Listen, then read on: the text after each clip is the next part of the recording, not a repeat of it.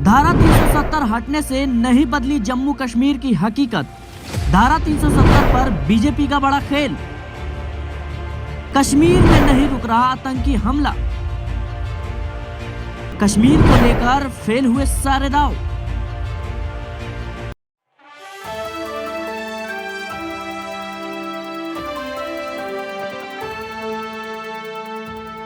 सेना के काफिले पर आतंकी हमला, 5 जवान शहीद। आतंकियों ने 2 शहीदों के साथ बर्बरता की। यह रिपोर्ट है दैनिक भास्कर के फ्रंट पेज की। आप देख सकते हैं कश्मीर को लेकर है। बताते चले कि जिस तरीके से सुप्रीम कोर्ट का फैसला आया धारा 370 को लेकर, यह कहीं ना कहीं एक धारा 370 के समर्थन में आया और केंद्र सरकार जो है इसको लेकर लगातार राजनीति करती रही और चुनाव के बीच कई अहम दावे भी हुए आतंकी संगठन को लेकर, रोजगार को लेकर, शिक्षा व्यवस्था को लेकर और कश्मीर की वो सच्चाई जो अभी तक छुपता आया है और लोग जो है अब इसको भूलते गए हैं। आज इसी मुद्दे पर हम बात करेंगे। नमस्कार, मैं सिराज आपके साथ। आप देख रहे हैं नेक्स्ट 9 पॉलिटिकल बाइट। और बताते चले कि आज जो है सेना के काफिले पर आतंकी हमला हुआ, 5 जवान शहीद हुए और 2 आतंकियों ने जो है आतंकियों ने 2 शहीदों के साथ बर्बरता भी की। तो यह कहीं ना कहीं सवाल उठता है जिस तरीके से धारा 370 को लेकर तमाम दावे हुए और उसके बाद से ही सरकार यह दावा करती रही। गृह मंत्री अमित शाह की बात करें या केंद्र में बैठी बीजेपी पार्टी की बात करें तो उनके तमाम नेता यह बयान देते हुए नजर आए। धारा 370 हटने के बाद से आतंकी हमला कम हुआ है और वहां पे रोजगार की व्यवस्था बढ़ी है, हॉस्पिटैलिटी बढ़ी है और शिक्षा व्यवस्था में जो है एक अच्छा काम हुआ है और अच्छा काम होगा।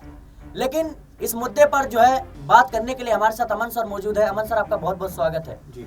जिस तरीके से दैनिक भास्कर की रिपोर्ट आती है और कई मीडिया रिपोर्ट्स में यह दावा किया गया कि जब से धारा 370 लगा है तब से जो है वो आतंक जो वादी है वो उन पर हमला करते हुए नजर आ रहे हैं, उसमें बढ़ोतरी देखने को मिली है और लगातार हमारे जो सेना के जवान है वो शहीद होते हुए देखे जा सकते हैं। बिल्कुल। ऐसे में चुनावों में जिस तरीके से शहीदों के नाम पर वोट मांगे जाते हैं, धारा 370 को लेकर तमाम तरह के दावे किए जाते हैं, इसको आप किस तरीके से देखते हैं? क्या यह एक जुमला था या एक सच था जो जनता से छुपाया गया? देखिए, बिल्कुल। और जम्मू कश्मीर की बात करते हैं तो वाकई आतंकवाद की जो घटनाएं हैं वो चिंता में डालती हैं, क्योंकि जिस तरह से कह सकते हैं कि 2019 में ये बनाया गया कि धारा 370 ख़त्म की जाती है और यहाँ से एक नए जम्मू कश्मीर का उदय होगा।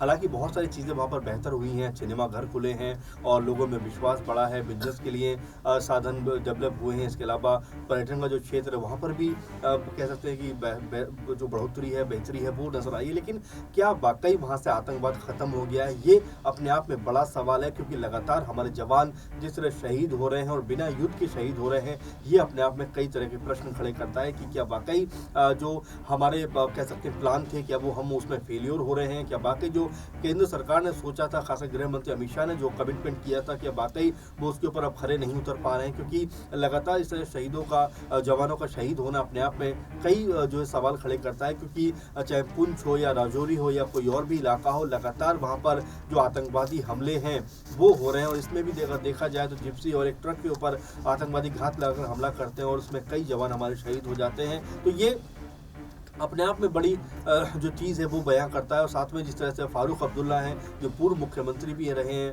उन्होंने भी बयान दिया है कि भाई जो हमारे गृह मंत्री थे अमित शाह, वो तो कहा करते थे कि भाई हमने धारा 370 हटाकर सब कुछ ठीक कर दिया, अभी फिर ऐसे क्यों लगातार हमले हो रहे हैं जिसमें हमारे जवान जो है शहीद हो रहे हैं। इसी के साथ में जो शिवसेना के कह सकते हैं उद्धव ठाकरे ग्रुप के संजय राउत हैं, वो ये बात कहते हुए दिखाई पड़ते हैं कि यहाँ पर बीजेपी पूरी तरह से फेलियर हो रही है, क्योंकि उन्होंने कहा था कि जम्मू कश्मीर से आतंकवाद खत्म हो गया, अगर खत्म हो गया तो ये घटनाएं अब क्यों हो रही हैं? तो ऐसे में देखिए, इसको मैं पॉलिटिकल एंगल से नहीं देखूंगा, लेकिन जिस तरह से हमारे जो जवान शहीद हो रहे हैं मैं उस लिहाज से बात करूंगा, क्योंकि जिस तरह से कोई युद्ध भी नहीं है, कोई ऐसी कैसा चीज़ भी नहीं है, उसके बावजूद भी लगातार हमारे जवानों के शहीद होने की खबरें लगातार आना कहीं ना कहीं देश के लिए चिंता का सबब है। और जो हम कह सकते हैं मोटिव लेके चले थे उसमें कहीं भी हम सफल नहीं हो पा रहे हैं, क्योंकि हमारे जवान लगातार इस तरह के हमलों में शहीद हो रहे हैं। जी बिल्कुल, जिस तरीके से आपने कहा कि ये मुद्दा जो है राजनीति करने का नहीं है, लेकिन धारा 370 को लेकर तमाम तरह के दावे हुए, जवानों के नाम पर वोट भी मांगे गए, लेकिन अभी तक जो है विपक्ष के नेता राहुल गांधी, प्रियंका गांधी और मल्लिकार्जुन खड़गे ने ट्वीट किया, जवानों को जो है श्रद्धांजलि अर्पित की और उनके परिवार के संग जो है खड़े इस मुश्किल दौर में खड़े रहने की बात कही जी। लेकिन जब पीएम मोदी और गृह मंत्री अमित शाह का ट्वीट को खंगाला गया, ट्विटर हैंडल को खंगाला गया, उसमें शहीदों के नाम पर एक भी ट्वीट नहीं था। तो क्या देश से ये सच्चाई छुपाई जा रही है? देखिए, मैं सोचता हूँ कि चलिए ट्वीट नहीं भी किया, लेकिन आपको ये ऐसे एक्शन करने पड़ेंगे ताकि इन आतंकियों के जो कारनामे इसमें पूरी तरह से अंकुश लग सके। अगर हम रोज़ाना ऐसे मामले देखेंगे, रोज़ाना इस तरह की वारदात देखेंगे जहाँ पर हमारे जवानों को घात लगाकर मारा जाएगा, हमारे जवानों को शहीद किया जाएगा, तो अपने आप में ये बिल्कुल सवाल उठेंगे कि आखिर जो केंद्र की योजना है क्या वो पूरी तरह से फेल है, क्यों जवाबदेही तय नहीं कर पा रहे हैं। देखिए, सिर्फ हर बार इमोशनल होकर आप बात कहेंगे उससे काम नहीं चलेगा, क्योंकि हर बार हमारे जवानों यहाँ पर शहीद होना पड़ता है और लगातार उनकी जान को जिस तरह से घात लगाकर हमले किए जा रहे हैं, जिस तरह से उनके ऊपर जो खतरनाक जो हथियारों का इस्तेमाल किया जा रहा है, उनके शवों के साथ में जो खिलवाड़ किया जा रहा है। आपको याद होगा कि यही पीएम मोदी थे, अपने प्रचार में कहा करते थे कि अगर एक सर काट के ले गया होता और मैं सरकार में होता तो 10 सर काट लेता। लेकिन आज वो सब अग्रेशन नजर क्यों नहीं आता? लगातार बारंबार हमले हो रहे हैं और सिर्फ ट्वीट की बात नहीं है सिराज जी, आपको एक्शन में आना पड़ेगा, आपको एक माहौल ऐसा डेवलप करना पड़ेगा ताकि जो जम्मू कश्मीर की जो आवाम है, आपने उसको अलग तो राज्य बना दिया है, लेकिन जिस तरह के अनुशासित राज्य भी है वो अभी चुनाव का भी जो कह सकते हैं कोर्ट ने आदेश दिया कि भाई 6 महीने के अंदर चुनाव कराइए। तो ऐसे में कई तरह के सवाल हैं जो खड़े होते हैं कि क्या वाकई जो धारा 370 को लेकर जो माहौल बनाया गया था, क्या उसमें बीजेपी और तमाम जो उनके कह सकते हैं आला अधिकारी है, क्या इस पूरे के पूरे प्रोसेस में फेल होते हुए नजर आ रहे हैं। हर बार अफसोस जाहिर करके काम नहीं चलेगा, आपको कहीं ना कहीं इसके ऊपर अडिग और पुख्ता फैसला करना पड़ेगा, क्योंकि लगातार सिराज हमारे जवान शहीद हो रहे हैं। जी बिल्कुल, जिस तरीके से आपने बात की, कहीं ना कहीं कश्मीर जो है भारत का एक अभिन्न अंग है और बहुत ही महत्वपूर्ण राज्य अब होने वाला है। लेकिन जिस तरीके से सुप्रीम कोर्ट ने भी जो है धारा 370 हटाने के फैसले को जो है सही ठहराया, और मुझे लगता है बीजेपी की तरफ से ये एक सबसे बड़ा फैसला था और एक अहम फैसला था। इन फैसलों का जो है हम सब स्वागत करते हैं जी। लेकिन चुनाव में दावे हुए और आतंकी संगठन को लेकर तमाम तरह की बातें हुई, और इस हमले की जो जिम्मेदारी है वो लश्कर-ए-तैयबा जो आतंकवादी संगठन है उसने ली है।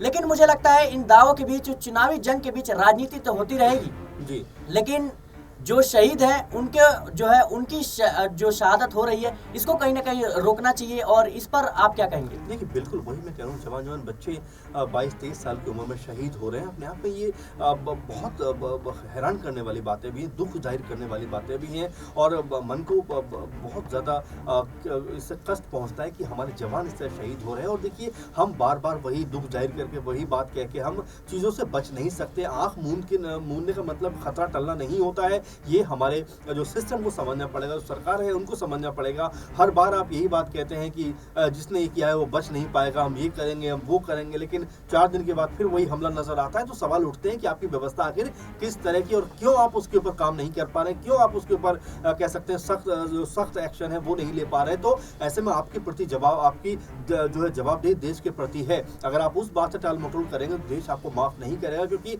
आपने बड़े वायदे के साथ में ये अनाउंसमेंट किया था कि हम जम्मू कश्मीर को हम आतंकवाद मुक्त बना देंगे, वहाँ पर विकास होगा, तमाम चीज़ें होंगी और जवानों के हाथों में काम होगा। लेकिन जब इस तरह की घटनाएं होंगी तो सोचिए कैसे जम्मू कश्मीर में पर्यटन को आप बढ़ावा देंगे, कैसे जम्मू कश्मीर में नई इंडस्ट्री को आप डेवलप करेंगे, कैसे जम्मू कश्मीर में विकास की जो धारा की बात करते हैं वो आप करेंगे। क्योंकि आतंकवाद जब तक वहाँ पर रहेगा, आप विकास की उम्मीद जो है बहुत बेहतर दिशा में नहीं कर सकते। इसलिए केंद्र सरकार को ठोस और एक कारगर रणनीति बनानी पड़ेगी ताकि यहाँ पर फिर ऐसे जो जवानों की जिंदगी ना ली जा सके, ऐसे जवान हमारे शहीद ना हो सके। इसी को लेकर लगातार केंद्र को अपनी पुख्ता जो नीति है वो बनानी पड़ेगी। अगर नहीं हुआ तो ऐसे जो हमले हैं वो लगातार जैसा देखने को मिल रहा है चल रहे हैं, तो ऐसे चलते रहेंगे और इससे बार बार दुख जो जाहिर करने की परंपरा वो बनी रहेगी। क्योंकि जिसका बेटा, जिसका परिवार का बच्चा शहीद होता है उससे पूछिए गम क्या होता है। और क्योंकि ये कोई युद्ध का विषय नहीं है, लेकिन फिर भी हमारे जवान बारंबार मारे जा रहे हैं, शहीद हो रहे हैं, ये अपने आप में बहुत दुखी करने वाला विषय मेरे ख्याल से सिराज इस वक्त सबसे बड़ा विषय अगर कहा जाए तो वो यही है। तो जैसा कि अमन सर को आपने सुना कि कहीं ना कहीं जवानों की जो शहीद हो रहे हैं उनको रोकना बहुत एक जरूरी कदम होगा। केंद्र सरकार को इस पे विशेष तौर पर ध्यान देना चाहिए बजाय राजनीति के। और जिस तरीके से धारा 370 को कश्मीर से हटाया गया, तमाम तरह के दावे हुए, कहीं ना कहीं अब इस पर निर्भर करता है कि आने वाले कुछ सालों में जो है कश्मीर का भविष्य क्या होगा। और सर ने यह भी कहा कि आतंकवादी अगर ऐसे हमले होते रहेंगे तो वहां पे जो है पर्यटकों का जाना मुश्किल होगा, इंडस्ट्री डेवलपमेंट नहीं होगी, शिक्षा की व्यवस्था में कोई सुधार नहीं होगा और अस्पताल है वो कहीं ना कहीं अब नहीं हो पाएंगे। तो ये तमाम मुद्दे हैं जो कहीं ना कहीं अब उठने चाहिए। और धारा 370 जो है एक अहम फैसला था। इन फैसलों का जो है हम निश्चित तौर पर स्वागत करते हैं और साथ में ही जितने भी हमारे शहीद हुए हैं हम उनको श्रद्धांजलि अर्पित करते हैं। हम अपनी टीम की तरफ से। देखते रहें आप नेक्स्ट 9 पॉलिटिकल बाइट।